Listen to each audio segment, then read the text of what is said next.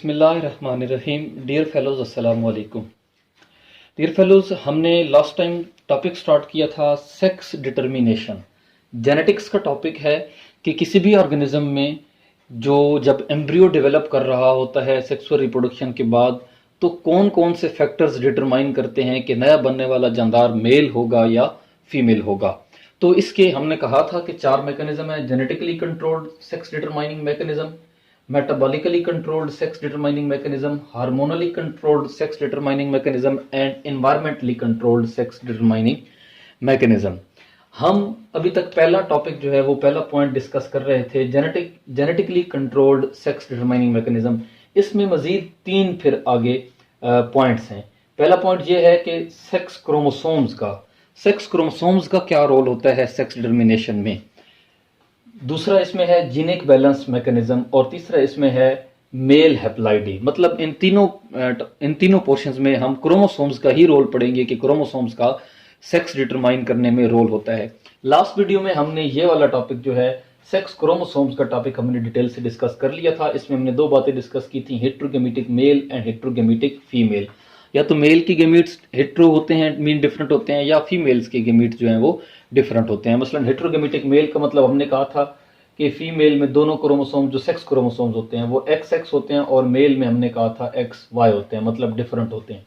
तो इन दोनों को हमने लास्ट वीडियो में डिस्कस किया था। आज की वीडियो में हम यहाँ से इस टॉपिक को दोबारा स्टार्ट करेंगे, जीनिक बैलेंस मैकेनिज्म और मेल हेप्लाइडी या diplo haploidy mechanism.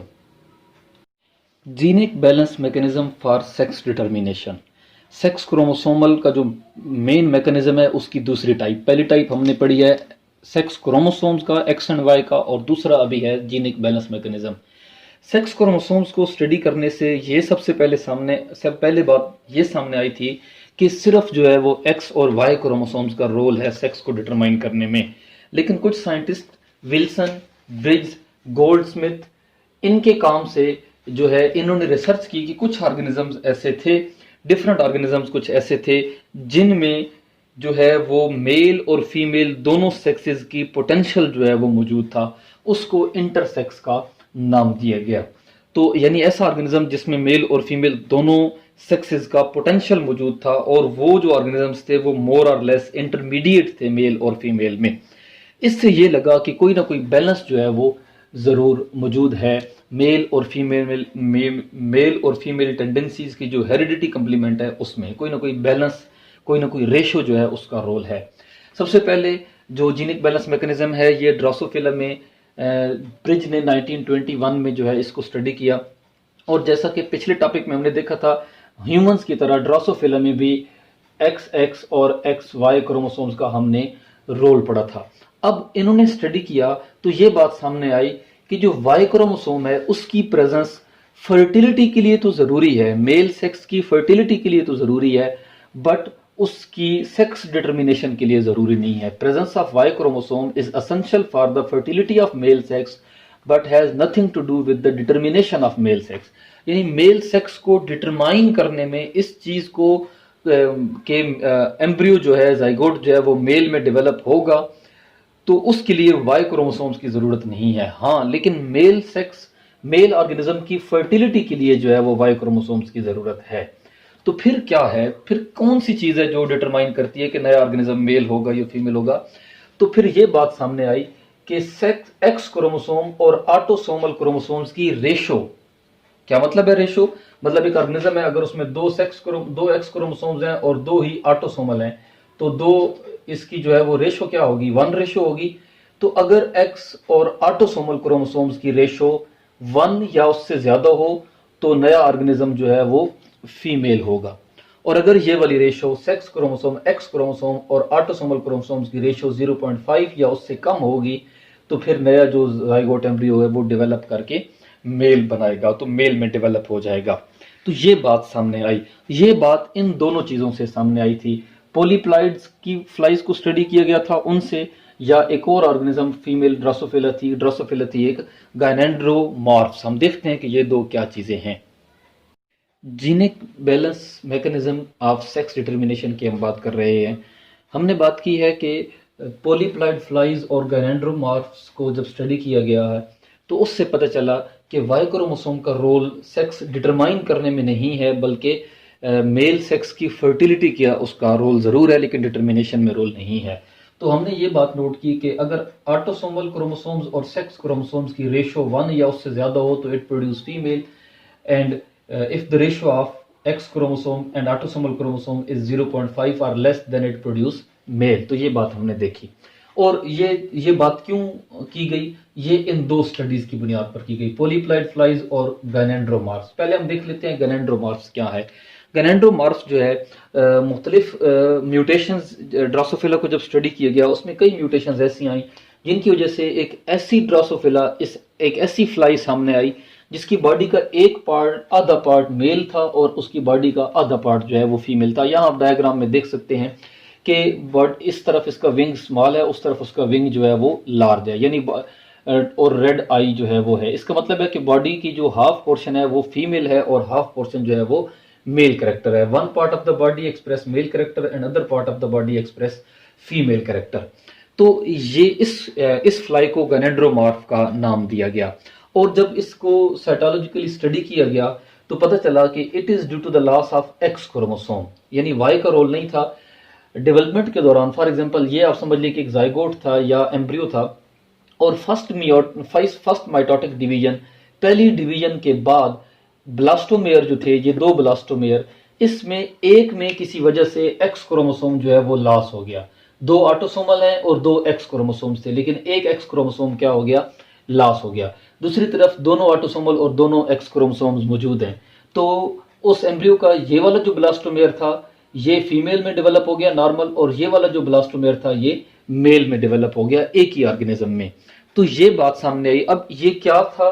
Due to loss of X chromosomes. इसका मतलब है कि वाई क्रोमोसोम्स का तो कोई रोल नहीं था मेल या फीमेल में डेवलप करने में। So Y chromosomes does not play role in the sex determination. तो एक तो इस बात से समझ आई कि वाई क्रोमोसोम्स का रोल नहीं है सेक्स को डिटरमाइन करने में।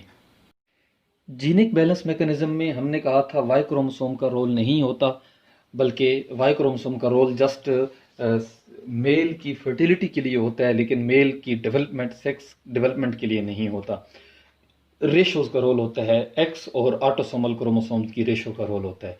वो बात हमें कैसे समझ आई? दो बातों से। एक हमने कहा था कि गैनेंड्रोमार्फ से, और दूसरा पॉलीप्लाइड फ्लाइज से। गैनेंड्रोमार्फ अभी हमने देखे हैं कि वो क्या होती है, जिसका बॉडी का एक पार्ट मेल और बॉडी का दूसरा पार्ट फीमेल हो। अब पॉलीप्लाइड फ्लाइज क्या हैं? हमने कहा था कि C.B. ब्रिज ने 1921 में ड्रोसोफिला पे एक्सपेरिमेंट किए, तो उसने क्रॉस करवाया एक एक्सपेरिमेंटली प्रोड्यूस्ड ट्रिप्लाइड फीमेल का डिप्लाइड मेल के साथ। ये क्रॉस करवाया तो डिफरेंट अनएक्सपेक्टेड से रिजल्ट आए। ट्रिप्लाइड फीमेल का मतलब है उसकी तीन, वैसे डिप्लाइड में तो दो होते हैं, लेकिन ट्रिप्लाइड में 3 ऑटोसोमल क्रोमोसोम्स थे और 3 ही एक्स क्रोमोसोम्स थे। डिप्लाइड मेल में 2 ऑटोसोमल क्रोमोसोम और 2, एक एक्स और एक वाई क्रोमोसोम, 2 यानी सेक्स क्रोमोसोम्स, चूंकि वो मेल थी और उसमें वाई था। तो इसके मुमकिन तौर पर ये गैमीट्स बन सकते हैं 2A या 2X, 1A या 1X, 2A या 1X या 1A या 2X। और इसके ये दो गैमीट्स बन सकते हैं A plus X and A plus Y. ठीक है, ये इसके मुमकिन 4 गैमीट्स हो सकते थे। उनका रिजल्ट ये आया। यहाँ पे देखें 2A और 1A था तो ये 3A हो गया, 2X ये थे, 1X ये था तो ये 3X हो गया। इसी तरीके से ये A था, ये 2A था, 2A और ये Y था और ये दोनों X थे तो XX Y। ये A था, ये A था 2A, ये X और ये X 2X। इसी तरीके से ये A और ये A 2A और ये Y और ये X XY। सेम यहाँ पे भी 2A और A 3A और ये 1X और 1X ये 2X, 2A और ये A 3A और ये X और ये वाला Y XY, 1A और 1A ये 2A हो गया, लेकिन ये 2X हैं और ये भी एक X है तो ये 3X हो गए। यहाँ पे भी 1A और 1A हैं तो 2A, और यहाँ पे 2X हैं और 1Y है तो ये 2X और 1Y हो गया। तो ये डिफरेंट रिजल्ट आए। इनकी फिनोटाइप्स क्या थी? ये ट्रिप्लाइड फीमेल थी, ये ट्रिप्लाइड इंटरसेक्स थी। हमने कहा था कि इंटरसेक्स एक इंटरमीडिएट ऑर्गेनिज्म था। ये डिप्लाइड फीमेल थी क्योंकि दोनों एक्स क्रोमोसोम्स थे। ये डिप्लाइड मेल था क्योंकि एक एक्स और एक वाई क्रोमोसोम था। ये ट्रिप्लाइड इंटरसेक्स थी, क्योंकि ऑटोसोमल तो पूरे थे लेकिन सेक्स क्रोमोसोम्स मतलब ऑटोसोमल ट्रिपल थे और सेक्स क्रोमोसोम्स 2 थे। ये सुपर मेल था, ठीक है, 3 ऑटोसोमल और 1 एक्स और वाई। ये सुपर फीमेल था, 2 ऑटोसोमल और 3 एक्स क्रोमोसोम। ये डिप्लाइड फीमेल था, हालांकि इसमें वाई क्रोमोसोम है लेकिन ये डिप्लाइड फीमेल था। मतलब ये अजीब से रिजल्ट क्यों आए? ये सारे अजीब से रिजल्ट्स क्यों आए? जब रेशोज देखी गई इनकी तो फिर उससे एक बात समझ आई। पहले हम रेशोज देखते हैं, फिर हम देखेंगे कि हमें रिजल्ट क्या मिले। फॉर एग्जाम्पल यहाँ आप टेबल में आपको नजर आ रहा है, ये एक्स क्रोमोसोम्स हैं और ये ऑटोसोमल थे। अगर तो एक्स क्रोमोसोम्स 3 थे और ऑटोसोमल क्रोमोसोम्स 2 थे तो वो रेशो थी 1.5। आप इसमें यानी इस तरह कर सकते हैं, 3/2 करें, मतलब डिवाइड करें तो ये 1.5 आंसर आएगा। Auto number of X chromosomes 3 और ऑटोसोमल 2 थे तो रेशो क्या थी? 1.5। तो वो ऑर्गेनिज्म सुपर फीमेल था। और अगर नंबर ऑफ सेक्स क्रोमोसोम्स अगर 4 हैं और ऑटोसोमल भी 4 हैं तो 4/4 जाहिर बात है 1 की रेशो आएगी, तो रेशो 1 थी, तो वो नॉर्मल फीमेल थी। अगर नंबर ऑफ क्रोमोसोम्स 3 हैं एक्स और ऑटोसोमल भी 3 हैं तो रेशो क्या होगी? 3/3 1 ही होगी, 1.0, ठीक है। इसी तरीके से नंबर ऑफ ये भी क्या होगी? फीमेल होगी। अगर नंबर ऑफ एक्स 2 हैं और नंबर ऑफ ऑटोसोमल क्रोमोसोम्स भी 2 हैं तो 2/2 वो भी वही बात कि 1 रेशो आएगी, 1.0, ठीक है। तो ये भी क्या होगी? नॉर्मल फीमेल होगी। अगर नंबर ऑफ एक्स क्रोमोसोम 1 है और नंबर ऑफ ऑटोसोमल भी 1 है तो इसकी भी रेशो 1 ही आएगी, तो ये भी क्या होगी? नॉर्मल फीमेल होगी। अगर नंबर ऑफ एक्स क्रोमोसोम्स 2 हैं और नंबर ऑफ ऑटोसोमल क्रोमोसोम्स 3 हैं तो फिर 2/3 अगर आप इसको डिवाइड करेंगे तो ये रिजल्ट आएगा 0.67। ये आप देख सकते हैं। तो ये जो ऑर्गेनिज्म था ये इंटरसेक्स था, ठीक है।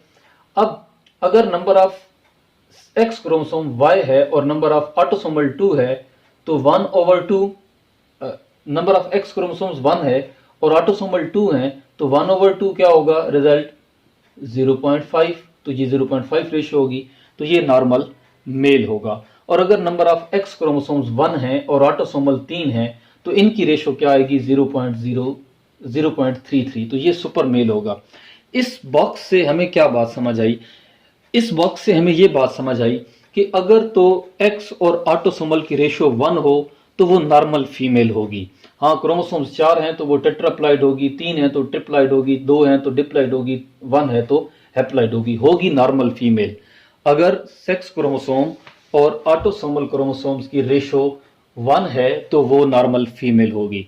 अगर वो रेशो सेक्स क्रोमोसोम और एक्स क्रोमोसोम और ऑटोसोमल क्रोमोसोम्स की रेशो 0.5 है, यहां पे 0.5 है तो वो नॉर्मल क्या होगा? मेल होगा। लेकिन अगर वो रेशो 1 और 0.5 के दरमियान है, बिटवीन 1 एंड 0.5, तो वो इंटरसेक्स होगा। मतलब यहां पे आप देखें ना 0.67 है जो कि 1 और 0.5 के इन बिटवीन है, तो वो ऑर्गेनिज्म क्या है? इंटरसेक्स है। और अगर वो रेशो 0.5 से भी लो है, बिलो 0.5, तो वो सुपर मेल होगा। यहां पे आप देखें बिलो 0.5 है तो ये सुपर मेल है। और अगर वो रेशो 1.0 से अबव है तो फिर वो सुपर फीमेल होगी। यहाँ पे आप देख सकते हैं सुपर फीमेल है। तो ये रिजल्ट्स जो हैं इनसे कंफर्म हुआ कि जो रेशोज है सेक्स क्रोमोसोम्स की, एक्स क्रोमोसोम्स की और ऑटोसोमल क्रोमोसोम्स की, ये रेशो रोल प्ले करती है नेक्स्ट ऑर्गेनिज्म की सेक्स डिटर्मिनेशन में। और ये फिर चिकन्स में, डिफरेंट बर्ड्स में, चंद एंजियोस्पर्म प्लांट्स में भी इसको स्टडी किया गया। वो जो हमने सेक्स क्रोमोसोम्स में पीछे ZW वाले क्रोमोसोम्स का रोल पड़ा था डिफरेंट बर्ड्स में, तो उसमें भी रेशोज का रोल जो है वो ज्यादा है। तो ये सेकंड मैकेनिज्म था सेक्स क्रोमोसोम्स का जेनेटिक, ये सेक्स डिटर्मिनेशन ऑफ ऑर्गेनिज्म में। Genetically controlled sex determination mechanism में जो तीसरा आप कह लें, तीसरा जो उसको मैकेनिज्म है, तीसरी उसकी जो टाइप है वो है मेल हेप्लाइडी और हेप्लोडिप्लाइडी।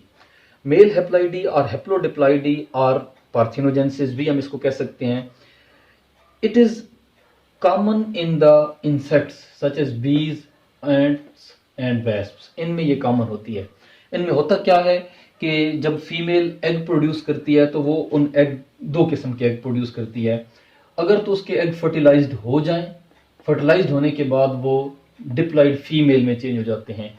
और अगर उसकी फीमेल उसके एग अनफर्टिलाइज्ड रहें, यानी फर्टिलाइजेशन उनके एग्स की ना हो, तो अब वो फर्टिलाइजेशन नहीं हुई तो वो हैप्लॉइड ही रहेंगे और वो मेल में चेंज हो जाएंगे। तो हम इसको कहते हैं मेल हैप्लॉइड, क्योंकि मेल हैप्लॉइड होता है तो इसका नाम इसी वजह से मेल हैप्लॉइड ही है। अब क्या होगा, अब ये जो डिप्लॉइड फीमेल होगी ये तो डिप्लॉइड होगी।